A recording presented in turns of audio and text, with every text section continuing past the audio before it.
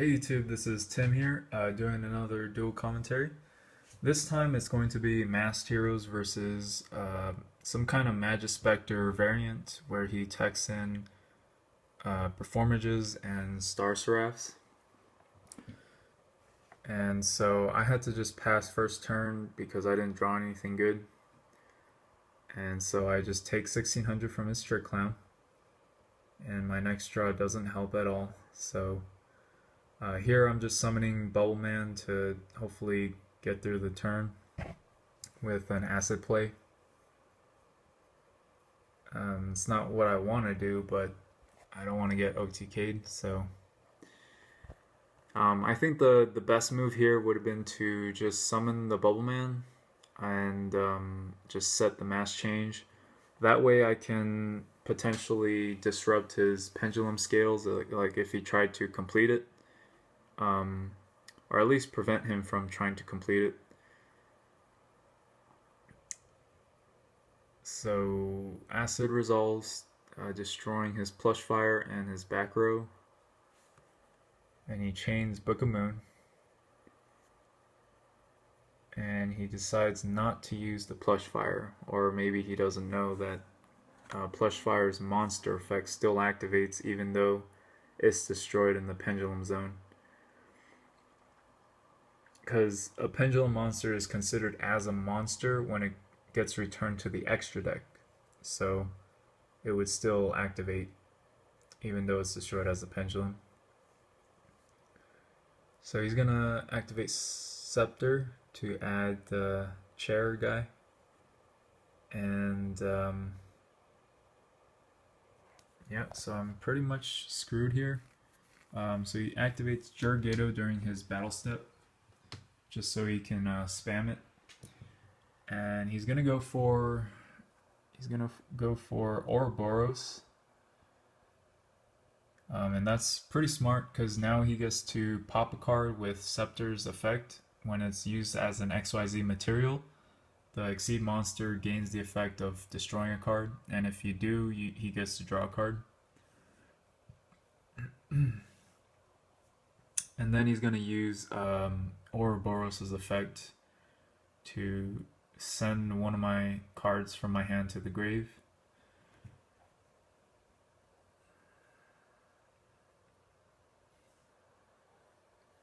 And unfortunately he picks the right card, Mass Charge, because in this circumstance I want to top deck into a Shadow Mist, and then my Mass Charge can allow me to go into Dark Law.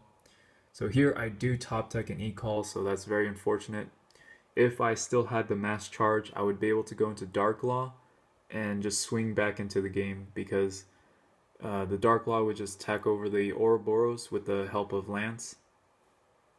But now I'm forced to make a rank 4 play without Dark Law basically setting the pace.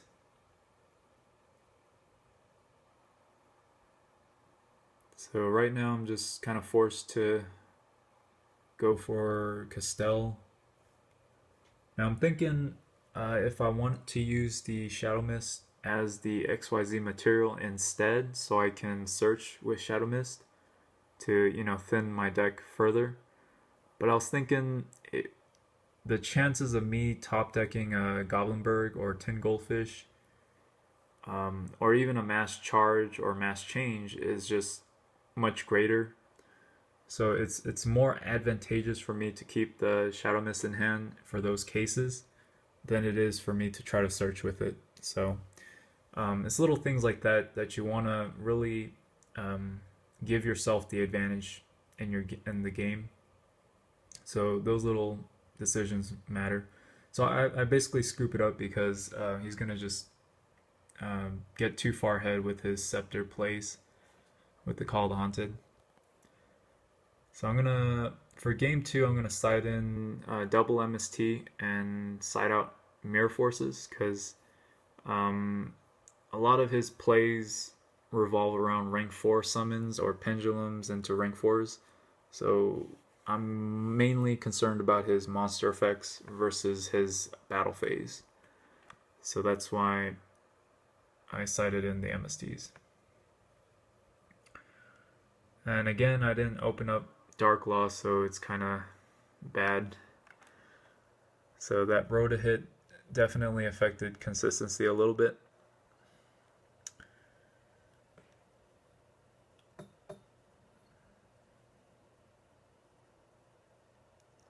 So he adds the chair. He's going to attack for 1800. I take it. And so hopefully I will draw something nice. So I add Shadow Mist with the E-Call. So that allows me to go into Dark Law. So I'll normal summon Shadow Mist. Activate Mass Change.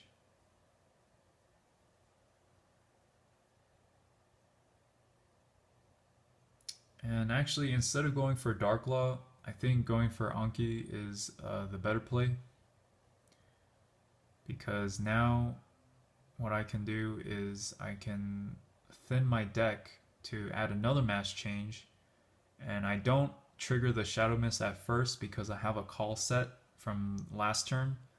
So I can just trigger the Shadow Mist with my Call Haunted.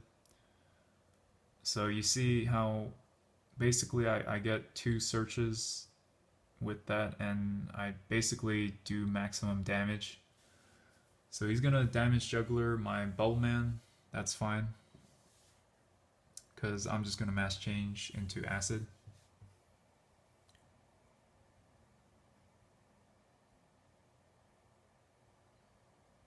So he's gonna chain Call the Haunted here to try to trigger his Scepter, and I'm trying to tell him that it doesn't work because Scepter would have to resolve in a separate chain, and by the time that resolves, Scepter would not have the opportunity to activate in that separate chain. Because Konami has this weird ruling where the monster has to remain on the field before it has the chance to activate its effect. But actually, in this circumstance, I was wrong, because if that mass change was an MST instead, then I would be right. So basically, for those who might not follow, basically here's what happens. Chainlink 1 is mass change. Chainlink 2 is Call the Haunted. So chain resolves backwards, so we don't trigger the Scepter yet because it has to resolve the first chain first. So Call the Haunted resolves, summoning the Scepter, and then mass chain resolves, summoning the Acid.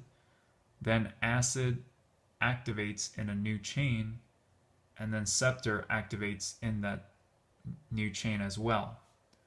So Scepter would actually have the opportunity to activate, but I just kind of shortcut way my thinking to think it was the same as MSTing the Call Haunted. So in that case, I was wrong, but I didn't figure it out until later. But either way, I don't think it would have changed the game that dramatically, because I do go for... I do believe I go for a Durandal play.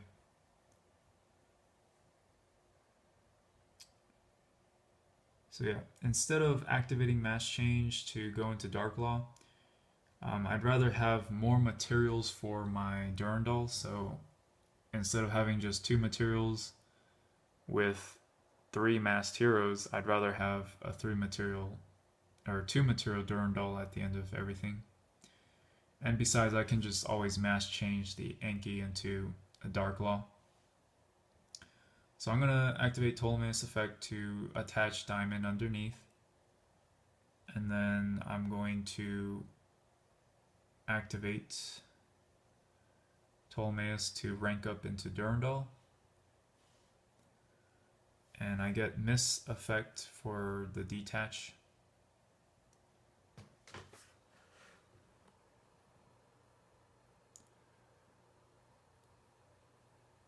And I'm not going to activate Durandal right away because he might have something like Raigeki or Dark Holes sided. And there's no point for me to take a chance because his hand might be bad. So me forcing him to redraw could be good. or advantageous for him, so there's no point in activating it right now. So once he's finished with his turn, then I can activate Durandal's effect because he's pretty much done with his turn. So I'm going to activate Durandal's effect and I'm going to chain mass change so I can, make full use of the Durandal effect and banish a card with Darklaw. So it's pretty good that I get to shuffle back the Bubble Man. That means my Shadow Mist gets another search target. So nice, that was a good hit, Bottomless. So here I'm figuring out, so I'm thinking I gotta play the Daigusto Emerald, so I'm figuring out which card I want to set to keep in my hand. So the Call the Haunted takes a turn to really take effect, so that's the card I want to get rid of. So I draw into a Goblinberg, that's not a problem. I mainly did it for Darklaw's banishing effect. So I'm going to activate Instant Fusion and basically make Daigusto Emerald. Now the reason why I activated Durandal also is because now Ptolemaeus is in the grave, so I can always recycle the Ptolemaeus to make another rank up play. So I'm going to return Diamond, Ptolemaeus, and I was thinking about Anki, but I felt like he wasn't needed anymore in the game. And if I top deck into a third Instant Fusion, then that extra Norden would help out. And since I detached a Mist, I get to re-add a Bubble Man. So you see how Durandal can really help you re-trigger your Shadow Mists and give you more search targets essentially. So I really find this Instant Fusion engine to be pretty versatile. Before I didn't really like Instant Fusion. I thought it didn't really add much to the table. But after testing for a while, I felt the Instant Fusion just gives Durandal that extra material that it needs to be more effective, because one material Durandal isn't that strong, but if you have two materials, you get a lot more mileage out of it, especially when you trigger it twice with Darklaw. So in case you play against a deck that doesn't want to search when your Darklaw's on the field, you can just force it out with Durandal. And just the Daigusto Emerald plays is really strong. So yeah, he's just basically trying to chump block me with his performages. And so he needs to top deck into something broken, but he obviously doesn't. So here I'm just siding in back row hate for his pendulum scales, and in case he plays any floodgates.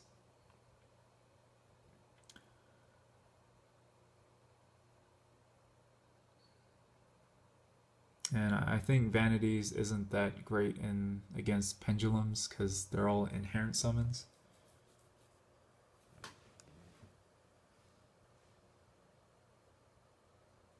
Okay, so finally a decent hand. So this is actually a very strong opening.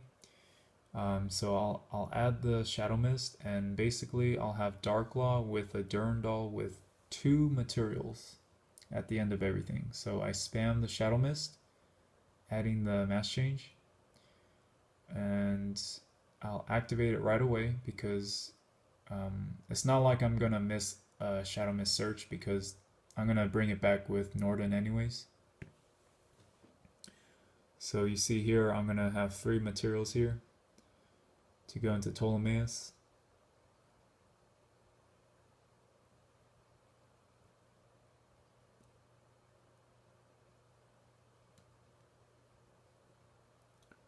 Then I'll set everything, and then end phase Ptolemaeus will attach Diamond.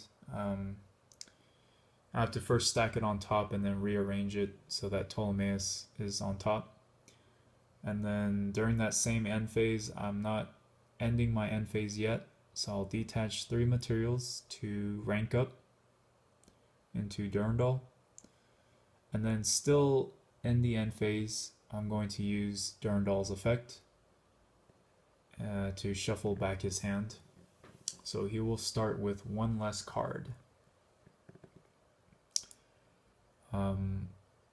So if I wanted to, I could make him basically start with only 4 cards in hand versus 4 of my cards, 2 of them being Durandal and Dark Law.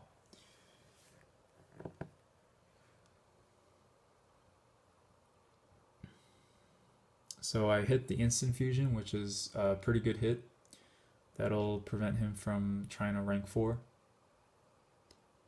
And the smart move here is actually not to use Durandal right away, because he might have a crap hand, so if I make him shuffle back and he draws a better hand, then that's just a wasted effect, even if Dark Law gets rid of 1 card. The best thing for me to do is to... So I'm kind of wary of him trying to pendulum summon, so I get rid of the QB, because if I get rid of the plush fire, then he's just going to spam.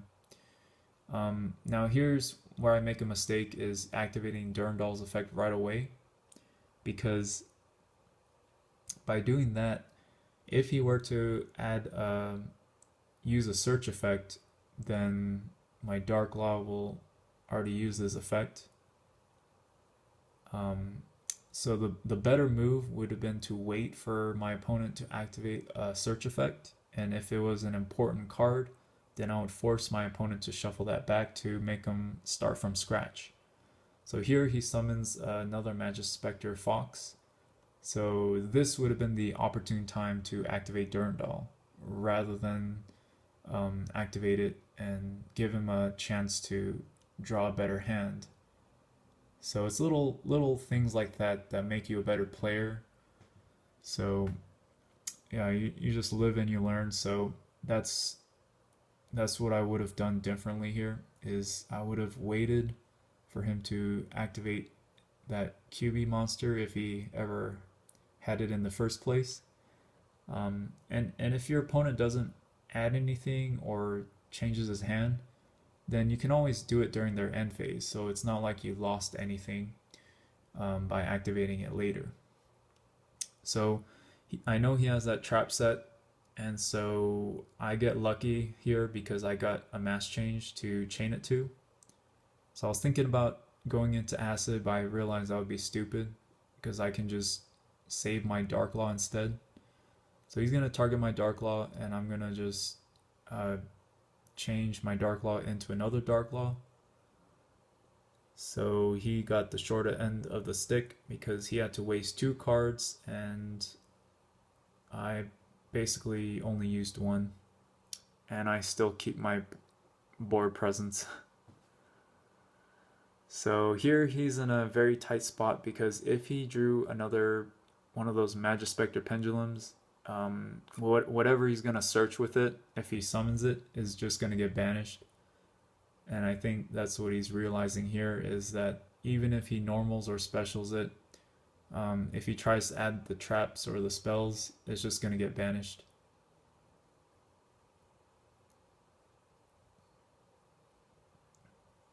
And so he just rage quits.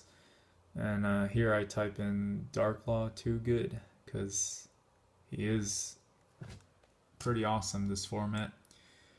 With all the pendulum decks running around, I think Dark Law is just a beast. Just really good card. So I hope you guys enjoyed that duel commentary. Just leave some comments in the comment section below telling me what kind of duel videos you want to see, what matchups, and in specifics. So yeah, hope you guys enjoyed. Leave some comments. Thanks.